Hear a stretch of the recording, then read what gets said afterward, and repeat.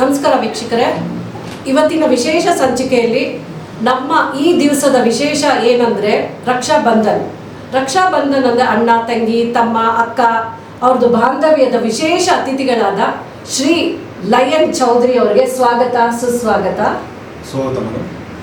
ಏನಂದರೆ ಇವತ್ತು ತುಂಬಾ ವಿಶೇಷ ಅವ್ರ ಬಗ್ಗೆ ಹೇಳಬೇಕಂದ್ರೆ ತುಂಬಾ ಇದೆ. ಅವ್ರ ಪರಿಚಯ ಮಾಡ್ಕೊಳ್ಳೋಣ. ಇವತ್ತಿನ ದಿವಸ ನನಗೆ ತುಂಬ ಖುಷಿ ಏನಂದರೆ ನಮ್ಮ ರಕ್ಷಾಬಂಧನ್ ಅವ್ರಿಗೆ ವರ್ಷ ರಾಖಿ ಕಟ್ತಿದ್ದೆ.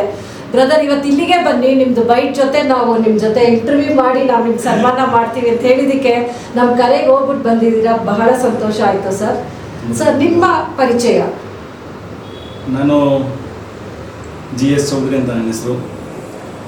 ತ್ರಿವೇಣಿ ರೋಡಲ್ಲಿ ಶ್ರೀ ಶಂಕರ್ ಆಟೋ ಸ್ಪೇರ್ಸ್ ಅಂತ ನನ್ನ ಒಂದು ಚಿಕ್ಕದಾಗಿ ಅಂಗಡಿ ಇದೆ.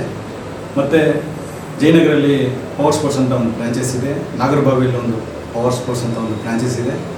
ಮತ್ತು ಇದರಲ್ಲಿ ನಮ್ಮ ನಾಗರಬಾವಿಯಲ್ಲೇ ಮೋಟರ್ ಸ್ಪೋರ್ಟ್ಸ್ ಅಂತ ಒಂದು ಅಂಗಡಿ ಇದೆ. ನಾನು 1995ರಲ್ಲಿ ಯಶವಂತಪುರ ತ್ರಿವೇಣಿ ರೋಡಲ್ಲಿ ಈ ಒಂದು ಚಿಕ್ಕದಾಗಿ ಒಂದು ಅಂಗಡಿಯನ್ನು ಓಪನ್ ಮಾಡಿದ್ರು. ಇವತ್ತು ಈ ಮಟ್ಟಕ್ಕೆ ಭಗವಂತ ನಮಗೆ ಆಶೀರ್ವಾದ ಕೊಟ್ಟು ಬೆಳೆಸಿದ್ದಾರೆ. ಮತ್ತು ಮಲ್ಲೇಶ್ವರ ದಿನಚಲನಚಿತ್ರಕ್ಕೆ ನಾನು ಕರ್ನಾಟಕ ರಕ್ಷಣಾ ವೇದಿಕೆ ಅಧ್ಯಕ್ಷರಾಗಿದ್ದೀನಿ. BJP ಉತ್ತರ ಜಿಲ್ಲಾ ಬ್ಯಾಂಗ್ಳೂರು ಉತ್ತರ ಜಿಲ್ಲಾ ಕಾರ್ಯಕಾರಿ ಸದಸ್ಯರಾಗಿ ಕೆಲಸ ಮಾಡ್ತಾಯಿದ್ದೀನಿ. ಎಲ್ಲರೂ ನಮ್ಮ ಭಗವಂತನ ಆಶೀರ್ವಾದದಿಂದ, ಹಿರಿಯರ ಆಶೀರ್ವಾದದಿಂದ, ನಮ್ಮ ಅಪ್ಪ ಅಮ್ಮ ಆಶೀರ್ವಾದದಿಂದ, ನಮ್ಮ ಗುರುಗಳಿಂದ ನಾವು ಇವತ್ತು ಈ ಮಟ್ಟಕ್ಕೆ ಬೆಳೆದಿರೋ ಕಾರಣ ನಮ್ಮ ಹಿರಿಯರು, ನಮ್ಮ ಹಿತೈಷಿಗಳು ಎಲ್ಲರೂ ಸೇರಿ ನಮಗೆ ಸಹಕಾರ ಮಾಡಿ ನಮಗೆ ಇಷ್ಟು ಮಟ್ಟಕ್ಕೆ ನಾವು ಬೆಳೆದಿದ್ದೇವೆ. ಖುಷಿ ಆಯಿತು ಸರ್. ನೀವು ಮೂರ್ತಿ ಚಿಕ್ಕದಾದ ಕೀರ್ತಿ ದೊಡ್ಡದು ಅಂತಾರಲ್ಲ, ಆ ಥರ ನಿಮ್ಮದು ಪುಟ್ಟ ಮುಖ ಇಂದ ಇಷ್ಟೊಂದೆಲ್ಲ ಸಾಧನೆಗಳು, ಇಷ್ಟೊಂದೆಲ್ಲ ಕಡೆ ನೀವು ಇದ್ದೀರಾ ಅಂತ ಕೇಳಿ ಬಹಳ ಹೆಮ್ಮೆ ಆಗ್ತಿದೆ. ನಿಮ್ಮ ಜಗದ್ಗುರು ಶ್ರೀ ಜಗದ್ಗುರು ಫೌಂಡೇಶನ್ ಬಗ್ಗೆ ಒಂದು ಸ್ವಲ್ಪ ಮಾಹಿತಿ. ನಾವು ಜಗದ್ಗುರು ಫೌಂಡೇಶನ್ ಅಂತ ಒಂದು ಫೌಂಡೇಶನ್ ನಾವು ಓಪನ್ ಮಾಡಿದ್ವಿ. ಇದು ಓಪನ್ ಮಾಡಿನೂ ಒಂದು 3 ವರ್ಷ ಆಗ್ತಾಯಿದೆ. ಅದರಲ್ಲಿ ಶ್ರೀ ಜಗದ್ಗುರು ನಿಧಿ ಲಿಮಿಟೆಡ್ ಅಂತ ಒಂದು ಚಿಕ್ಕದಾಗಿ ಒಂದು ಬ್ಯಾಂಕನ್ನು ಓಪನ್ ಮಾಡಿದ್ವಿ, ಕೋಆಪರೇಟಿವ್ ಸೊಸೈಟಿ ಥರ. ಅದೊಂದು ಸೆಂಟ್ರಲ್ ಗೌರ್ಮೆಂಟ್ ಅದು. ನಾವು ಇದರಲ್ಲಿ ಫೌಂಡೇಶನಲ್ಲಿ ಹಲವಾರು ಬಡವರಿಗೆ, ಸ್ಕೂಲ್ ಮಕ್ಕಳಿಗೆ, ಇವರಿಗೆಲ್ಲ ಧನ ಸಹಾಯ ಮಾಡಿ, ಸ್ಕೂಲ್ ಮಕ್ಕಳು ಫೀಸ್ ಕಟ್ಟೋಕ್ಕಾಗಿಲ್ಲ ಅವ್ರಿಗೆ ಫೀಸ್ ಕಟ್ಟಿಸ್ತಾರೆ, ಬುಕ್ಸ್ ಏನು ಬೇಕು ಅವ್ರ ವ್ಯವಸ್ಥೆ ಏನು ಬೇಕು, ಮತ್ತು ಬಡವರು ಮದುವೆ ಆದರೆ ಅವ್ರಿಗೆ ನಾವು ಸಹಾಯ ಮಾಡೋದು, ಈ ಥರ ಕೆಲಸಗಳನ್ನು ನಾವು ಮಾಡ್ಕೊಂಡು ಬರ್ತಾಯಿದ್ವಿ. ಅದು ಇನ್ನೂ ಬೆಳಿಬೇಕಂತ ಆಸೆ, ಬೆಳೆಸ್ಬೇಕಂತನೂ ಆಸೆ ಇದೆ. ಇನ್ನು ಬೆಳೆಸ್ತಾ ಇದ್ವಿ. ಬೆಳೆಯೋಕ್ಕೆ ಹಲವಾರು ಹಿತೈಷಿಗಳಿದ್ದಾರೆ, ಗುರುಗಳಿದ್ದಾರೆ ಸರ್. ಅದು ಬೆಳೆಯುವಾಗ ಅದು ಇದ್ದೇ ಇರ್ತಾರೆ ಸರ್. ಬಟ್ ನಿಮಗೆ ಗುರುಗಳ ಆಶೀರ್ವಾದ, ಜಗದ್ಗುರು ಅಂತ ಹೆಸರಿಟ್ಟಿದ್ದೀರಲ್ಲ, ಖಂಡಿತ ಆಶೀರ್ವಾದ ನಿಮ್ಗೆ ಇದ್ದೇ ಇರುತ್ತೆ ಸರ್.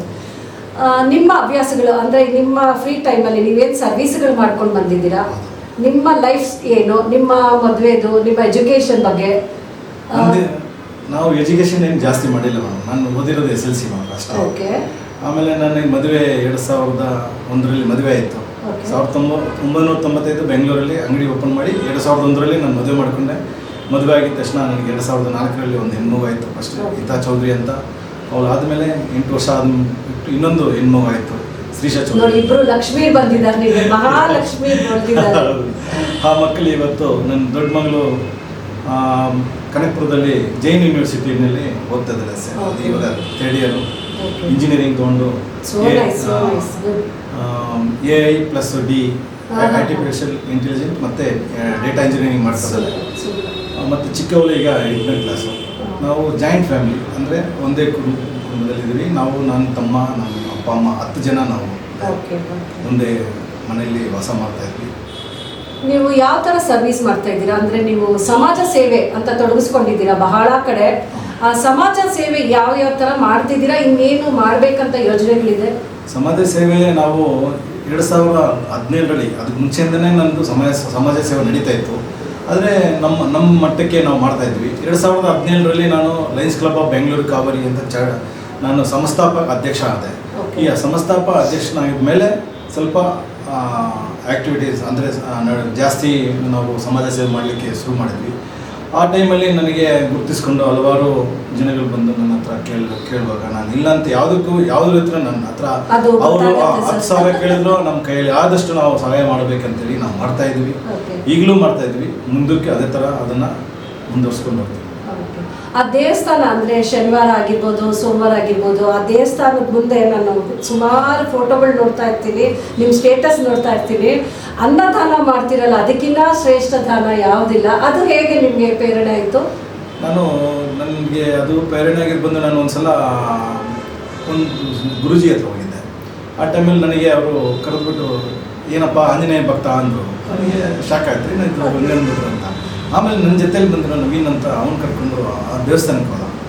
ಈ ಥರ ನನಗೆ ಪರಿಚಯ ಇರೋ ದೇವಸ್ಥಾನ ಇದೆ ಹನುಮಂದು, ಅಲ್ಲಿಗೆ ಹೋಗೋಣ ಬನ್ನಿ ಅಂತ. ಮಾರನೇ ದಿನನೇ ಮಂಗಳವಾರ, ಸೋಮವಾರ ನಾವು ಅಲ್ಲಿ ಹೋಗಿ ಬಂದ್ವಿ, ಮಂಗಳವಾರ ಇಲ್ಲಿ ಕರ್ಕೊಂಡೋಗಿ ನೋಡಿದ ತಕ್ಷಣ ಈ ಥರ ಅನ್ನದಾನ ಎಲ್ಲ ಮಾಡ್ತಾಯಿದ್ವಿ. ತಕ್ಷಣ ಅಲ್ಲಿ ನಾವು ಸೇವೆ ಮಾಡೋಕ್ಕೆ ಕಲಿಸ್ಕೊಂಡ್ವಿ. ಪ್ರತಿ ವಾರ ಮಂಗಳವಾರ ಏನೇ ಕೆಲಸ ಇವತ್ತು ನಡೀತಾ, ನಾಳೆ ಇದೆ. ಬೇಕಾದ್ರೆ ನೀವು ಬಂದು ಯೂಟ್ಯೂಬ್ ಚಾನಲಲ್ಲಿ ಹಾಕ್ಬೋದು.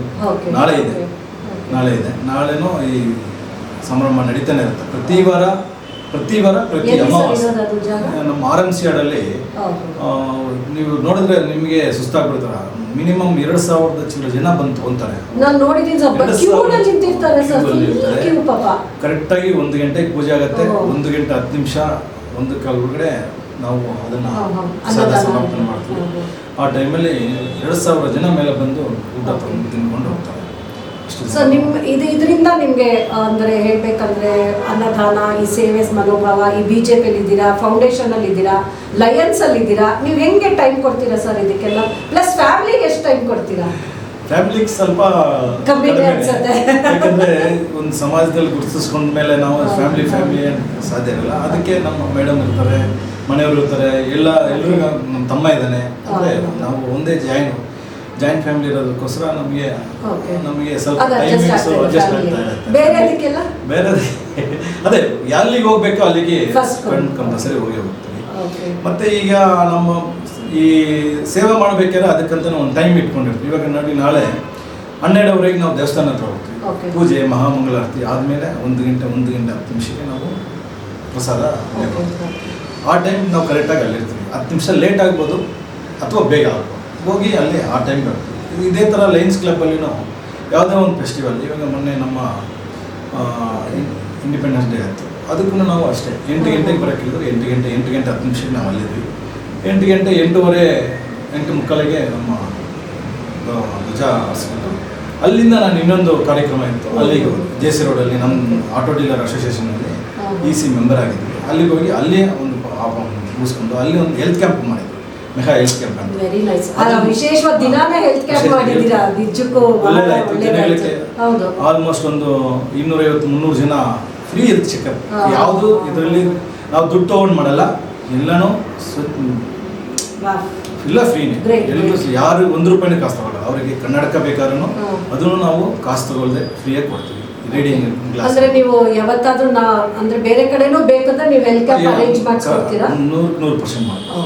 ಯಾಕೆಂದ್ರೆ ನಮಗೆ ಮಾಹಿತಿಗಳು ಬರ್ತಾ ಇರುತ್ತೆ. ಇವಾಗ ಹೇಳಿರೋದನ್ನ ಕೇಳಿದಾಗ ಸೊ ನಮಗೆ ಕಾಂಟ್ಯಾಕ್ಟ್ ಮಾಡಿದಾಗ ನಾನು ನಿಮ್ಮ ರೆಫರೆನ್ಸ್ ಕೊಡ್ಬೋದಲ್ವಾ ಅಂತ ಕೇಳಕ್ಕೆ.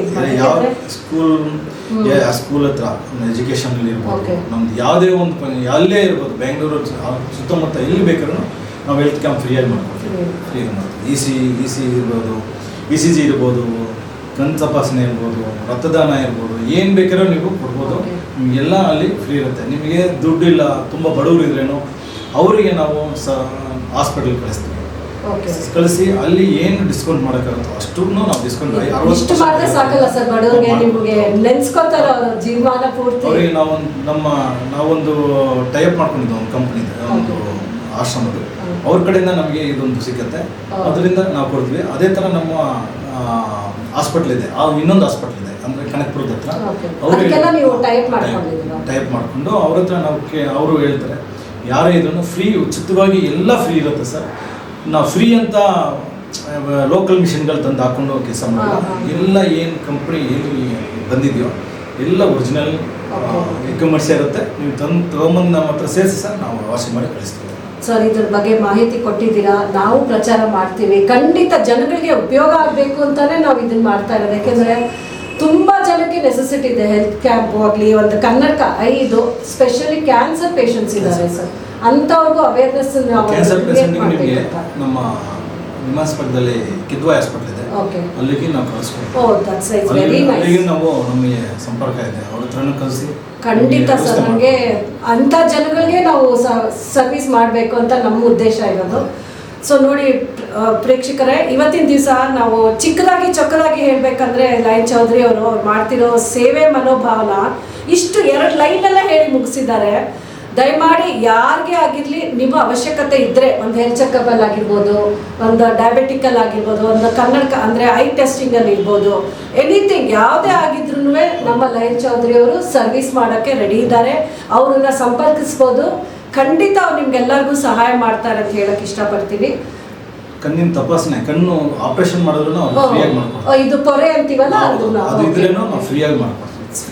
ಅಂದ್ರೆ ನೀವು ಮೋದಿ ಹಾಸ್ಪಿಟಲ್ಗೆ ರೆಫರೆನ್ಸ್ ಇಲ್ಲ, ಬೇರೆ ಕಡೆ ನಮ್ಮ ಗಿರಿನಗರಲ್ಲಿ ಒಂದು ಹಾಸ್ಪಿಟಲ್. ಓಕೆ, ಅದು ಲೈನ್ಸ್ ಮುಖಾಂತರ ಅಲ್ಲ, ಲೈನ್ಸ್ ಕ್ಲಬ್. ಓಕೆ ವೀಕ್ಷಕರೇ, ಕೇಳಿಸ್ಕೊಂಡ್ರಲ್ಲ, ಅವರು ಇವತ್ತು ಪೊರೆ ಅಂದರೆ ಏನು ಹೇಳ್ತೀವಿ, ಕ್ಯಾಟರ್ ಆಪರೇಷನ್ ಕೂಡ ಮಾಡಿಸ್ತಾರಂತೆ. ಸೊ ದಯಮಾಡಿ ಈ ವಿಶೇಷ ಸಂಚಿಕೆಯಲ್ಲಿ ನಿಮಗೆ ಬಂದಂಥ ಮಾಹಿತಿಗಳನ್ನ ಖಂಡಿತ ಉಪಯೋಗಿಸ್ಕೊಳ್ಳಿ, ಖಂಡಿತ ನಮ್ಮನ್ನು ಸಂಪರ್ಕಿಸಿ ಅಂತ ಹೇಳ್ತಾ, ಅವ್ರಿಗೆ ಒಂದು ಚಿಕ್ಕದಾದ ನಮ್ಮ ಜಮ್ ವಾಹಿನಿ ಅಂದರೆ ಗೀತಾ ಈವೆಂಟ್ ಮ್ಯಾನೇಜ್ಮೆಂಟ್ ಜಮ್ ವಾಹಿನಿ ಯೂಟ್ಯೂಬ್ ಚಾನಲ್ ಕಡೆಯಿಂದ ಒಂದು ಚಿಕ್ಕದ ಸನ್ಮಾನ, ಹಾಗೂ ಇವತ್ತಿನ ದಿವಸ ವಾರ್ತಾಜಾಲ ಅವರ ಪ್ರಸನ್ನ ಕಡೆಯಿಂದ ಕೃತಜ್ಞತೆಗಳು, ಹಾಗೂ ಕರ್ನಾಟಕ ಯೂತ್ ವೆಲ್ಫೇರ್ ಅಸೋಸಿಯೇಷನ್ ಕಡೆಯಿಂದಲೂ ಕೃತಜ್ಞತೆಗಳು ಹೇಳ್ತಾ, ನಮ್ಮ reality world of book world record ಹೇಳ್ತಾ ಅವ್ರಿಗೂ ಕೂಡ ನಮಗೆ ಸ್ವಾಗತ ಸುಸ್ವಾಗತ ಹೇಳ್ತಾ ಧನ್ಯವಾದಗಳು ಹೇಳೋಕ್ಕೆ ಇಷ್ಟಪಡ್ತೀನಿ. ಜಮ್ ವಾಹಿನಿ ಯೂಟ್ಯೂಬ್ ಚಾನಲ್ಗೆ ನಮ್ಮ ಗೀತಾ ಮೇಡಮ್ ಇದ್ದಾರೆ, ಅವರಿಗೆ ಅಭಿನಂದನೆಗಳು, ಒಳ್ಳೆಯದಾಗಲಿ. ಈ ಚಾನಲ್ಲು ಯೂಟ್ಯೂಬಿಂದ ಮತ್ತು ದೊಡ್ಡ ಚಾನಲ್ ಆಗಿ ಬರಬೇಕಂತ ನಾನು ಆ ಭಗವಂತನ ಹತ್ರ ಕೇಳ್ಕೊತೀನಿ. ದೇವಿ ಅನ್ನಪೂರ್ಣೇಶ್ವರಿ, ಚಾಮುಂಡಿ ದೇವಿ, ದುರ್ಗಾದೇವಿ ಎಲ್ಲರೂ ಒಳ್ಳೇದು ಮಾಡಬೇಕಂತ ಶಿವಪ್ಪ ಎಲ್ಲ ಒಳ್ಳೇದು ಮಾಡಿ. ಗೀತಾ ಮೇಡಮ್ಗೆ ಜೈ ಕರ್ನಾಟಕ, ಜೈ ಮಾತೆ, ಜೈ ಕರ್ನಾಟಕ. ನಮಸ್ತೆ ಕರ್ನಾಟಕ. ಇವತ್ತಿನ ಮುಖ್ಯ ಅತಿಥಿ ನಮ್ಮ ಲಯನ್ ಚೌಧರಿ ಸರ್ ಅಂತಲೇ ಹೇಳಬೇಕು. ಬಹಳ ಸೌಜನ್ಯತೆ ಇರುವಂತಹ ವ್ಯಕ್ತಿ, ಸಮಾಜ ಸೇವೆಯಲ್ಲಿ ಯಾವಾಗಲೂ ತೊಡಗಿಸ್ಕೊಂಡಿರ್ತಾರೆ. ಅನ್ನದಾನ ಅನ್ನೋದು ಅವರ ಮನೆ ಯಾವಾಗಲೂ ಬಾಗಿಲು ತೆಗೆದೇ ಇರುತ್ತೆ, ಯಾವಾಗ ಬೇಕಾದರೂ ಅನ್ನದಾನಕ್ಕೆ ರೆಡಿ ಇರ್ತಾರೆ ಅವರು. ಹಾಗೆ ನಮ್ಮ ರಿಯಾಲಿಟಿ ಚಾನಲ್ನ ಮುಂದಿನ ಒಂದು ಕಿರು ಪರಿಚಯದಲ್ಲಿ ಖಂಡಿತ ಇವರು ಬರ್ತಾರೆ. ಸರ್, ನಿಮ್ಮ ಒಂದು ಶುಭಾಶಯಗಳು. ನಮ್ಮ ರಿಯಾಲಿಟಿ ಕನ್ನಡ ಚಾನಲ್ ಹಾಗೂ ಇಂಗ್ಲೀಷ್ ಚಾನಲ್, ದ್ವಿಭಾಷಾ ಚಾನಲ್ ಮಾಡ್ತಾ ಇದ್ದೀವಿ. ಇದು ಸದಾ ನಿಮ್ಮೊಂದಿಗೆ ಅಂತ ಒಂದು ಕ್ಯಾಪ್ಷನ್ ಕೊಟ್ಟಿದ್ದೀವಿ. ನಿಮ್ಮ ಒಂದು ಶುಭ ಹಾರೈಕೆ ಪ್ಲೀಸ್. ನಮ್ಮ ರಿಯಲ್ ಚಾನಲ್ ಕನ್ನಡ ಮತ್ತು ಆಂಗ್ಲ ಭಾಷೆಯಲ್ಲಿ ಬರ್ತಾ ಇದೆ. ನಮ್ಮ ಎಲ್ಲ ಕನ್ನಡಿಗರು, ಕನ್ನಡ ಅಭಿಮಾನಿಗಳು, ಕನ್ನಡ ಜನತೆಗೆ ನಾವೆಲ್ಲನೂ ಇವ್ರನ್ನ ಸ್ವಲ್ಪ ಆರಿಸೋಣ, ಇವ್ರನ್ನ ಮೇಲಿಗೆ ತರೋಣ ಅಂತ ಹೇಳ್ತಾ ನನ್ನ ಕರೆದು ನನಗೆ ಅವಕಾಶ ಕೊಟ್ಟಿದ್ದಕ್ಕೆ ನಾನು ನಮ್ಮ ತಿರುಪರಿಚಯ ಮಾಡಿಕೊಟ್ಟಿರೋ ನಮ್ಮ ಸರ್ಗೆ ನನ್ನ ಅಭಿನಂದನೆಗಳು. ಜೈ ಕರ್ನಾಟಕ, ಜೈ ಮಾತೆ. Thank you sir. ಮತ್ತೆ ನಾವು ನಿಮ್ಮನ್ನು ಭೇಟಿ ಆಗ್ತೀವಿ ಮುಂದಿನ ಸೆಪ್ಟೆಂಬರ್ 14ನೇ ತಾರೀಕು ನಮ್ಮ ರಿಯಾಲಿಟಿ ಚಾನಲ್ ವಿತ್ ನಮ್ಮ ಆ್ಯಂಕರ್ ಶ್ರೀಮತಿ ಗೀತಾ ಚಂದ್ರಶೇಖರ್ ಜೊತೆಲಿ ಸೋಮವಾರ ಗೀತಾ ಅವರ ಜೊತೆಯಲ್ಲಿ ನಿಮ್ಮ ಒಂದು ಪಯಣದ ಕಥೆಯನ್ನು ನಾವು ಮುಂದುವರಿಸ್ತೀವಿ. ಜೈ ಹಿಂದ್, ಜೈ ಕರ್ನಾಟಕ. ಗೀತಾ ಚಂದ್ರಶೇಖರ್ ಒಂದು ಸಣ್ಣ ಸನ್ಮಾನ.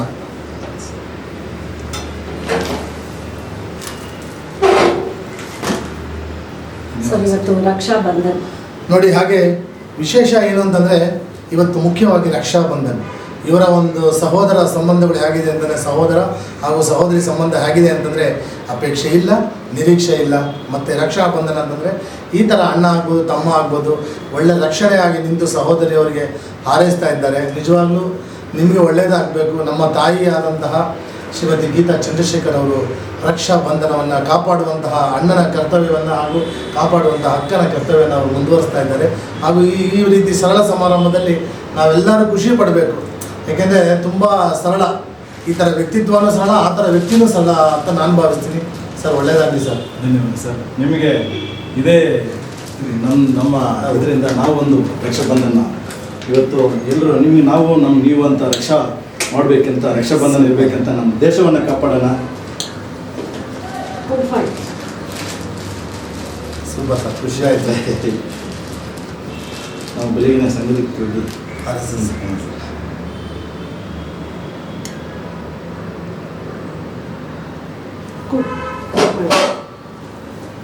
ದೇವ್ರದೇ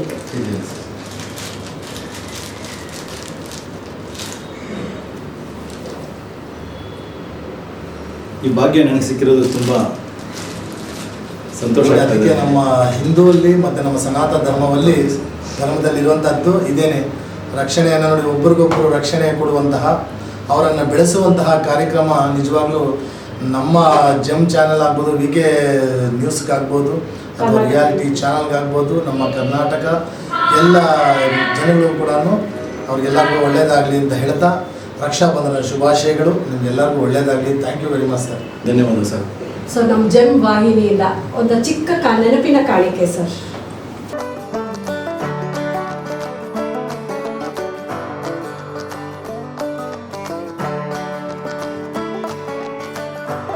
ಶ್ರೀ ಗುರುರಾಘವೇಂದ್ರ ಸ್ವಾಮಿಗಳವರ 353ನೇ ಆರಾಧನಾ ಸಂದರ್ಭದಲ್ಲಿ ಒಂದು ವಿಶೇಷ ಸಂಚಿಕೆ ಹೊರತರ್ತಾ ಇದ್ದೀವಿ. ಶ್ರೀ ಗುರು ಸಾರ್ವಭೌಮ ಹೆಸರಲ್ಲಿ ತರ್ತಾ ಇರ್ತಕ್ಕಂಥ ಈ ಸಂಚಿಕೆಯನ್ನು ನಮ್ಮ ಮುಖಪುಟವನ್ನು ನಮ್ಮ ಶ್ರೀಯುತ ಚೌಧರಿಯವರು ಉದ್ಘಾಟನೆ ಮಾಡಬೇಕು ಅಂತ ಕೇಳ್ಕೊತಾ ಇದ್ದೀನಿ. ಸೂಪರ್ ಸರ್, ಬಹಳ ಶುಭವಾಗಲಿ, ಜಯವಾಗಲಿ. ಒಳ್ಳೆ ದಿವಸನೇ ನಾವು ಇನಾಗ್ರೇಷನ್ ಮಾಡ್ತಾ ಇದ್ದೀವಿ. ಜೈ ಹಿಂದ್ ಸರ್. ದೇವರು ಒಳ್ಳೇದು ಮಾಡಲಿ ಸರ್. ಆ ಗುರು ರಾಘವೇಂದ್ರ ಸ್ವಾಮಿ ನಿಮ್ಗೆಲ್ಲರಿಗೆ ನೀವು ಇನ್ನೂ ಅಭಿವೃದ್ಧಿ ಆಗಬೇಕಂತ ನನ್ನ ಮನಸಾರ ನಾನು ಬೇಡ್ಕೊತೀನಿ ಸರ್.